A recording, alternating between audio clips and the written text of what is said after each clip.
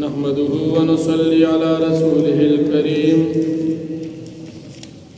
أما بعد فأعوذ بالله من الشيطان الرجيم بسم الله الرحمن الرحيم ولئن أذقنا الإنسان منا رحمة ثم نزعناها منه ولئن أذقنا الإنسان منا رحمة ثم نزعناها منه إنه ليئوس كفور صدق الله العظيم. سورة هود 12 پارا 9 نمبر آیت مکہ آیاتونو کی د کافرانو استهزاء او ټوک بیان شو. اوس په دې آیاتونو کې د کافرانو تکبر ذکر کیږي. الله جل شانه فرمایي چې د دې کافرانو طبیعت دا دی چې کله په دې باندې د الله جل شانه د طرف نه راحت او خوشحالي راشي، بیا دغه راحت او خوشحالي الله پاک د دوی نه لري کی. په دې وخت کې دا کافر انسان دین نا امید شي او د الله پاک نا شکر کوونکی شي. په کفر کې او په نا امیدۍ کې ډېر وړاندې لاړ شي. او کلا مونږ دې کافر انسان ته نعمت ورکو، پس داغی تکلیف نا چاگت ترسیدلی وی، نو پا دا وقت کی دا کافر انسان وی مصیبتنا زمان لار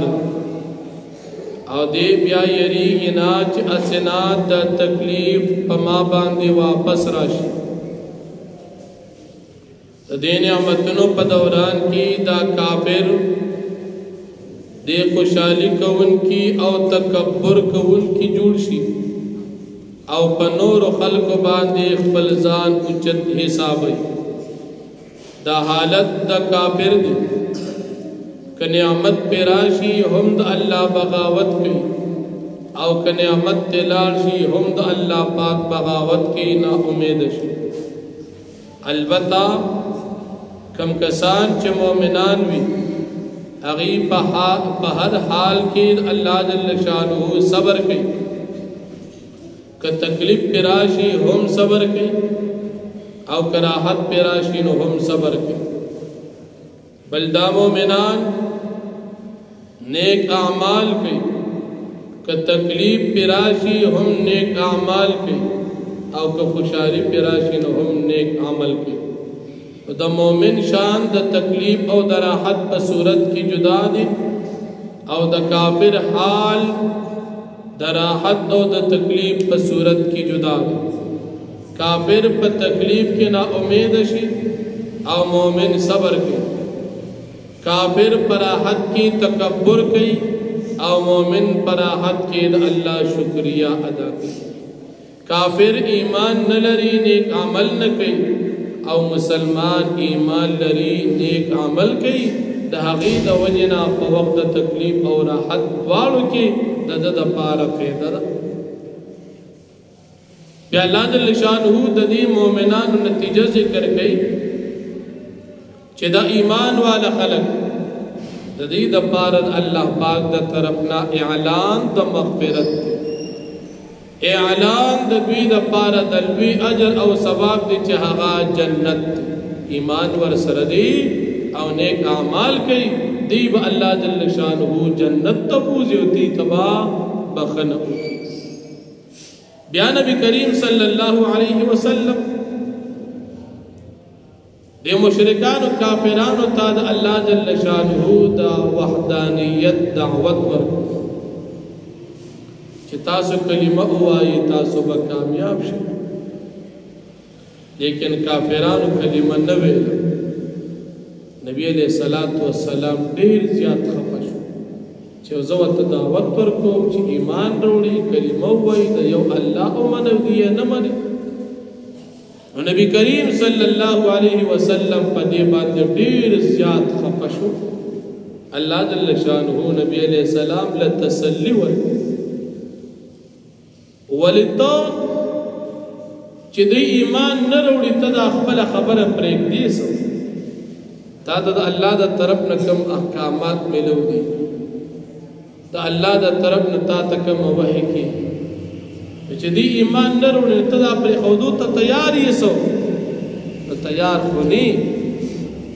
کافران وته مونږ به الستا خبره ومنو چې تمونږ ته یو خزانه راوړي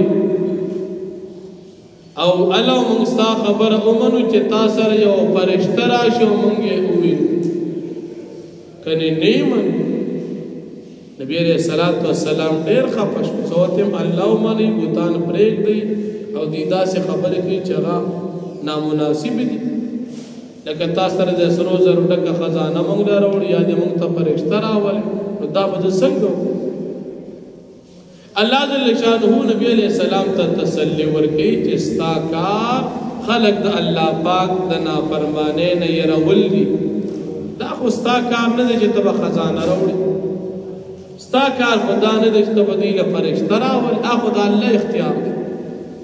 خزانه درکیوم د الله خو خدا او کني درکیوم د الله خو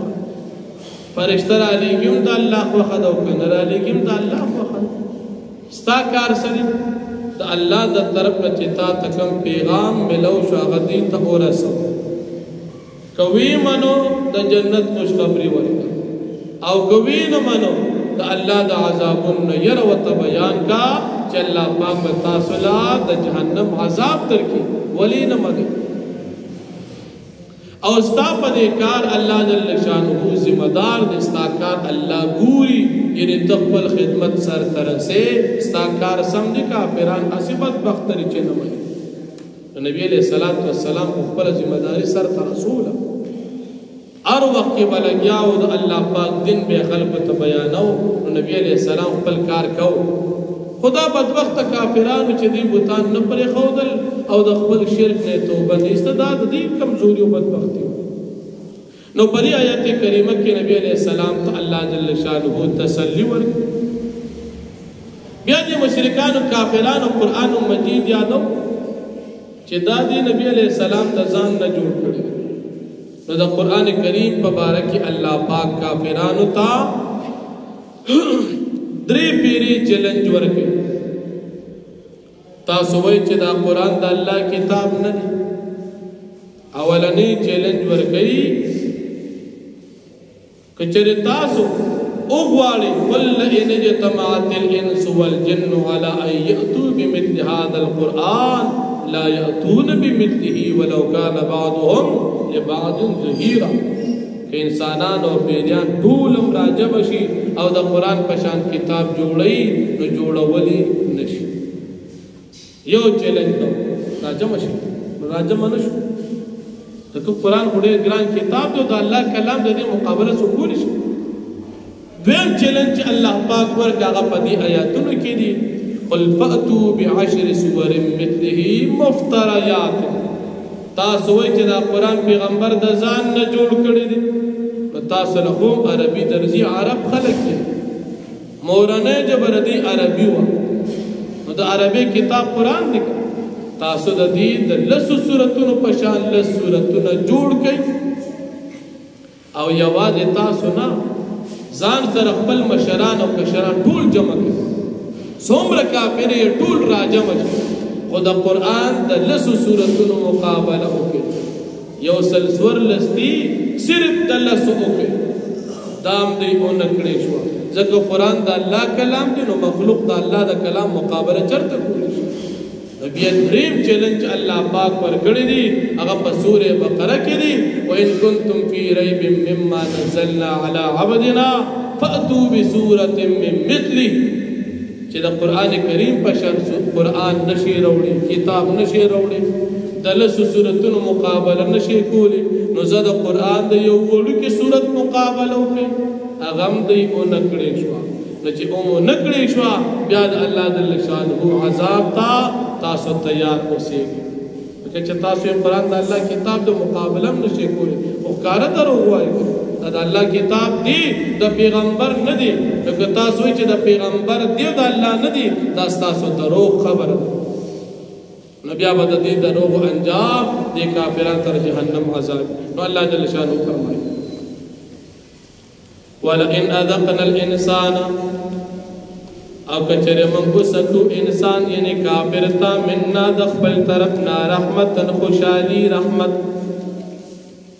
نه مراد یا مالداری ده او یا د رحمت نه مراد صحت دی موږ روغ جوړ او سم ډیر مالدار دا کافر ثم نزعناها منه بیا موږ واخلو لری کو د دا رحمت مالداری ته نوال غریب یې صحت نوالو نا جوړه انه ليئوس کفور یقینا شیدا کافر خامخا نا امید او نا شکر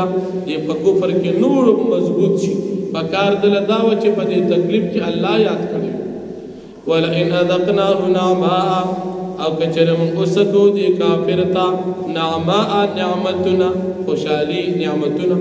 بعد ضر مسته بس داغ تکلیف نا چې د ترسېدلې غریبی وی مالداری پہ راول بیماری صحت والا ورک لا یقولن خامخادی وی ذهب سیئات عني لال المصیبتنا زمانا